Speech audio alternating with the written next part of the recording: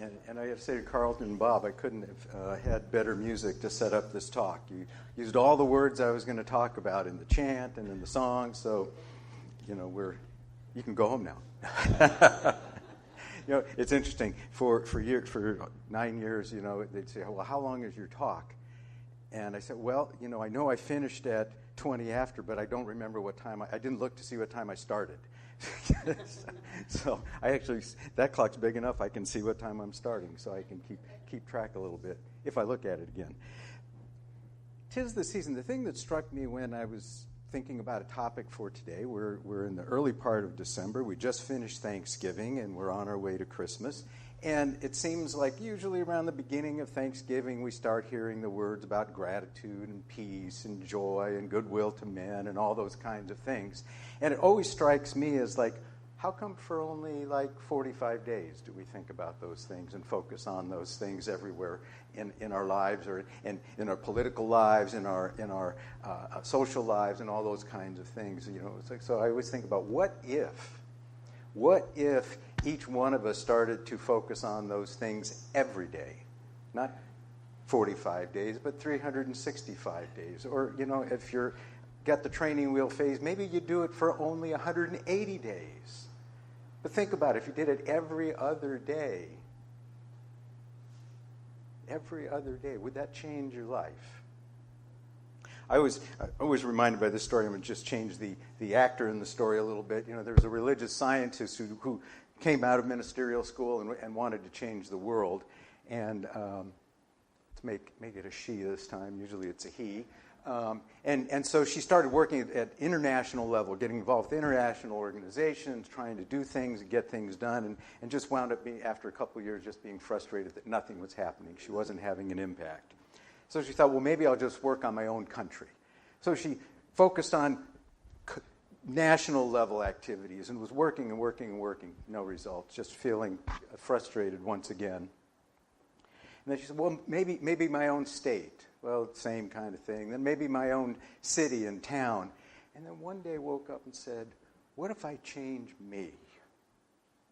What if I change me? So if we are living in a place of people, I used to have that tagline on my email that said, the universe is always conspiring for my good. Some people didn't like the word conspiring. I like it because to me it says it's an active universe. It says it's a universe that's sort of looking at what the path ought to be. How does it open up? You ever have situations where you're got an issue or a set of issues, and you just really can't see a way out, and then you maybe, hopefully, have the good sense to be quiet and still, walk in the stillness, as the chant said, and you get still, and you kind of let it go. I heard it early on, let go, let God, and people say, I remember the first time I used it in a sermon, a young man came up and said, let go, let God. Aren't you just sort of like giving up and not? I said, no. It's letting go and letting God. It's knowing where you want to go. It's being purposeful about where you want to go, but not trying to figure out how. Somewhere along the line I heard, the mere mortal mind has no business wondering how. Our job is only to know what. What do you want? What would you like your life to look like? Now, I've had a lot of what's that I've defined for myself, and when I get to what ought to be what, it doesn't always look like I thought it was going to look. Sometimes it's better. Sometimes it's like, oh, is that all it is? Well, that wasn't so hard. But it happens without me having to tinker with all the little pieces and parts and all that kind of stuff, because doesn't that drive us crazy? I mean, I've done it. I mean, trying to worry about every little detail and how you get there, and pretty soon your head is spinning and you're tired and you don't want to go there anymore. But we like to go where we want to go. So just, as you think about, like peace. Well, what is peace for you? Not peace for the world, not peace for me, but peace for you. What does peace feel like? And maybe just close your eyes for a moment. Let's do something a little bit internal here, because we are a spiritual center, and let's get in touch with our spirit. And so as you think about the word peace, and allow that concept Feel like almost a blanket or a cloud that's enveloping you, and you're in a cloud of peace. And that peace is calming every cell, every nerve ending, all the neurons, synapses, all the stuff, even the circulation of the blood through your veins. It's calmer now. If you had high blood pressure or a propensity for it, it's calming, it's smoothing, it's easing. Just think about that peace. Now embody that peace. Have it move from your head down into your heart. And as it moves into your heart, moving out through your body, through your circulatory system, and just feeling peaceful.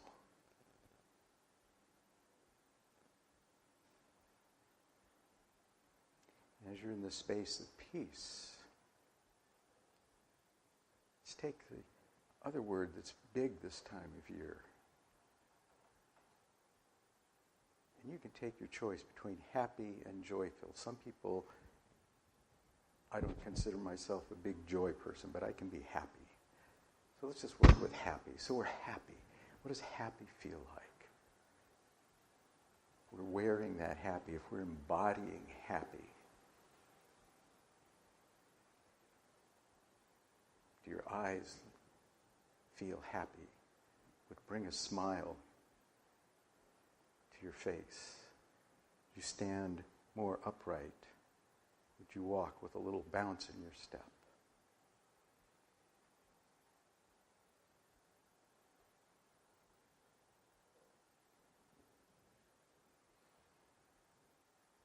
We're happy. And then, of course, gratitude. Feeling grateful, grateful for the life, grateful for your being, grateful that the trillions and trillions of cells within your body are all doing what they're supposed to do. I mean, if you need to look for a miracle, just look in the mirror. The fact that all those cells are producing the stuff that they need to produce, or absorbing the stuff they need to absorb, or getting rid of the stuff they don't need to have and getting it out of your body in an efficient and effective manner. How grateful can we be for that absolute function? Just feel that, the gratitude, the joy, the peace. So let's open our eyes again. So as in that state of being, if you started every day or ended each day just with that amount of activity, it took us 3 or 4 minutes. It's not like you're giving up half your life to do this. It's life-changing. And gratitude doesn't have to be for big things. For example, this morning, I'm very grateful for this thumbnail. Why, might you ask? Well, like Bob, I play keyboards, but I also play bass guitar, and I just started learning a couple of chords on mandolin, which is a funny little instrument, and it's small. Well, thumbs are very important with stringed instruments. And last night I was chopping the food for dinner, and I looked over to see if I remembered to take something out, and whacked at my thumb. Thank goodness I missed the tip and about 2/3 of the way down my thumbnail. So my thumb is a little sore this morning, but it's intact. It's very, very, very, very. So thank you, thumbnail. You know, it's like somebody thought of thumbnails. Somewhere in the universe, thumbnails were a good idea somewhere millions and billions of years ago, and I consider that a conspiracy for my good, my safety, my intactness in this moment. So, some people say, what are you grateful for? And they look like there's nothing in their lives. The expression on their face, there's nothing in my life I'm grateful for. You got out of bed this morning. When we lived in California, in Santa Monica, there was a little golf course there, and they basically opened at sunrise, which somewhere between 5:30 and 6:30 in the morning, depending on the season. And there were a lot of what to me at the time looked like older people. Some of them basically were my age now. But some were even some of the fellows were a lot older, and ladies. One morning I said, "Good morning, how you doing?" And just met the guy's name, and it was Jim. And how you doing this morning, Jim? He says, I'm 85, and I'm just grateful to be on this side of the grass. And I was like, I like that. I like that. So he had a morning affirmation, just the fact that he was up, he was with some friends, he had his golf clubs. It was a good day. It was a good day.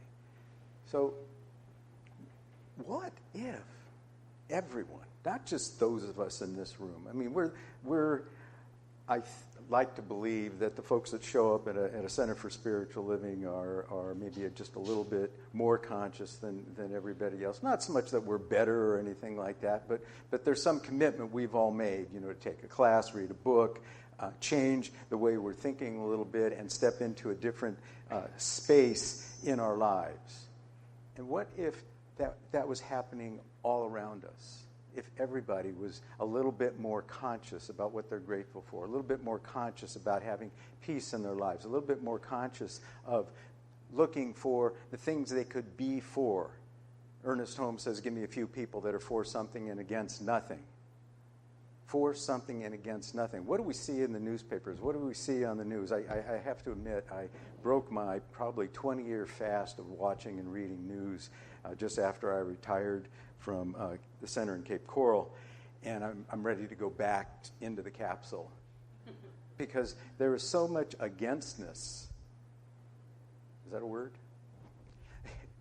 There's so much of that againstness in the media.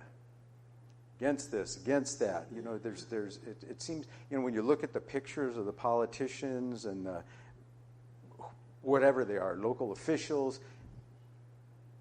There was a speaker, Mike Dooley, who came to our center early on in my stay down there, and he said, some of you have a serious problem. You're just too darn serious. And when I look at those pictures, these people are just too darn serious. I mean, and it's like all the factions of Christianity and all the religions and so forth. If you stopped and took them apart and say, what do we believe that is common to all of our beliefs? One God. Oh, do we all believe in one God? We may have a different name, or we have different ideas of what that God might be like, but we believe in one. We believe that we should have a spiritual life. If you read the New Testament, joy, peace, love, gratitude, goodwill toward men was Jesus' teaching. That's what he was all about. I asked some Baptist minister friends of mine a few years ago, I said, how come we go to war in the name of the Prince of Peace? They went, I don't know, it doesn't make sense to us either. So we have these things, but what do we believe in that's in common? And then can we look past the few things that we don't agree with each other on? Now, religion, politics, money are the things I said don't talk about at the Thanksgiving table or the Christmas table or whatever. Well, what if you could have a conversation? What if you could talk about the direction the country is going in, or our lives are going in, or our city or town is going in, without focusing on the one or two issues that you and I might not agree on? But we could talk about the ideas, we'd all like. Does everybody want to be prosperous? I think so. The idea of prosperity means that people have the ability, have the freedom, have the capability and the society that supports them pulling themselves up by their bootstraps. It doesn't oppress one segment of the population or doesn't negate their existence or any of those kinds of things. It says, let's all get prosperous together, to me. So if we're in agreement on some of these tenets of what it should look like, we should be happy, we should be lift ourselves into joy. We should have peace on earth. Peace on earth. not fighting over religious or for religious reasons. I mean, if you read any of the books that outline the tenets of any of the religions in the world, it doesn't say we're going to get there by killing each other. It just doesn't. You know, I've read the Quran, I've read the New Testament, I've read the Old Testament, I've read most of the Book of Mormon, I've read a lot of the Buddhist and Hindu teachings. Nowhere in there did I find that it said, we got to go out and kill everybody else that doesn't agree with us. Just not there. It's not there. It's celebrate the oneness, celebrate the wholeness, celebrate, be like the Baha'i. The Baha'i believe in the unity of the human race, that we're all here to be together and live together and celebrate together. Not too different from what Science of Mind teaches. We're here to be together. So when we look out, what are we for? What are we working for? What do we understand about the universe that it's here to support us and hold us together and bring us to new solutions and new ways of looking things? If we walk around thinking the universe isn't serving us, that somehow it's against us and not for us, then to me that would be a pretty dismal outlook on the way we approach life. And I think we need to do work to get there, because I don't think that's a natural state when you look out in what's going on in the world. I tend to not sign petitions if they come across my email if they're about let's fight this or beat this down, or if the word fight is in there, because nobody wins a fight. What are we for? What's underneath that fight? Are we wanting health? So we're not fighting to get health, because when you bring fight energy, there's something that wants to resist that fight. Can you fight for peace? That just doesn't make a whole lot of sense, because if we go as a nation to another country to bring peace by beating them down, did we create goodwill toward men and women? Did we create goodwill for our country with them? No. Somebody's sitting there, but pissed off because we brought peace to their country. If somehow we were having rebellions in this country, another country came in and beat us down to the point where we could have peace because there was no more rebellion, how happy would we be about that? Not very. Not very. So when you look at what's going on in the news, if you're like I have been, and it is an addiction, because now it's like I've reduced and reduced and reduced, and there's a couple things that I just haven't hit the unsubscribe me button yet, and it's like, okay, next week, I'll let that one go. Because somehow, I'm looking at it hoping that somewhere somebody's going to say, we all agree, let's do it. Let's make the country better. Let's do it together. We found a pathway to get there. We can work on these common solutions. Because there's tons of common solutions and commonalities that can be worked on, but we don't hear about that very much. We don't hear that at a national or international, local. It's everybody is we were talking about loggerhead turtles, but they're at loggerheads, which is somehow comes from a different place. I have to look up, all of our colloquialisms come from somewhere.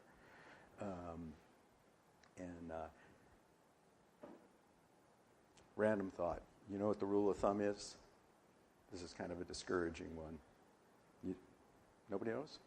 Rule of thumb is the diameter of the stick that you were allowed to beat your wife with during the times of the 13 colonies. Jeez, do you really want to keep that one?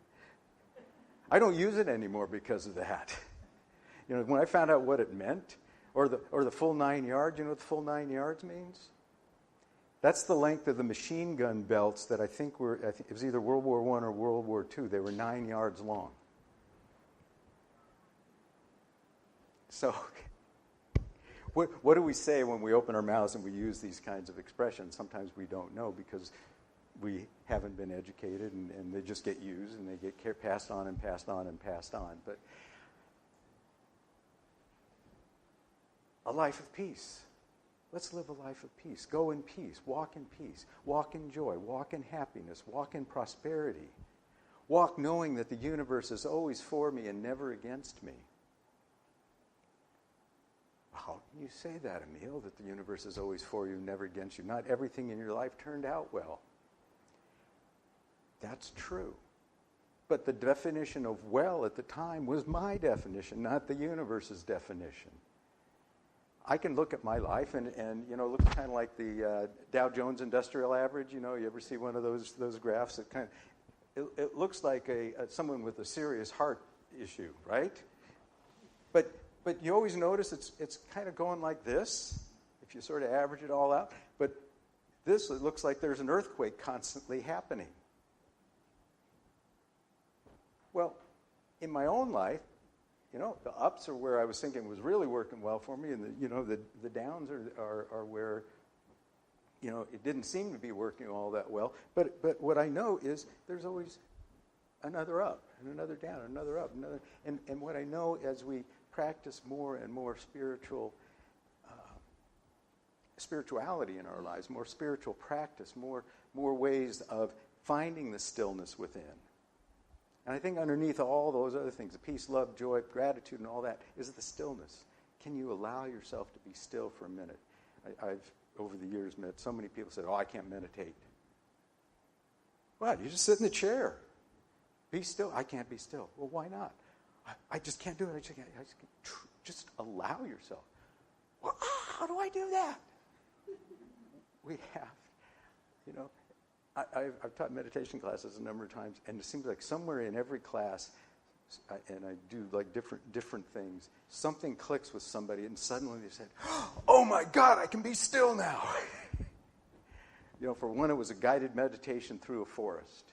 For another, it was a drumming. And, it's just different things. But when we get to be still, then we can stop and be centered. And when we can be centered, then we can come back to this place of knowing that there's this universe that is for me, never against me. And we can start celebrating this season of joy, this season of peace, this season of gratitude every day in our lives. Every day, because we can let go of those things that don't serve. I don't think I need to tell anybody it doesn't serve us very well to be feeling anxious all the time, or fearful all the time, or like you can't. Every now and then, I think we all have a moment where we feel like, I just can't. I just can't. And of course, the motivational speakers of the world will say, take the apostrophe T off and look at it from another point of view. And that's not so easy.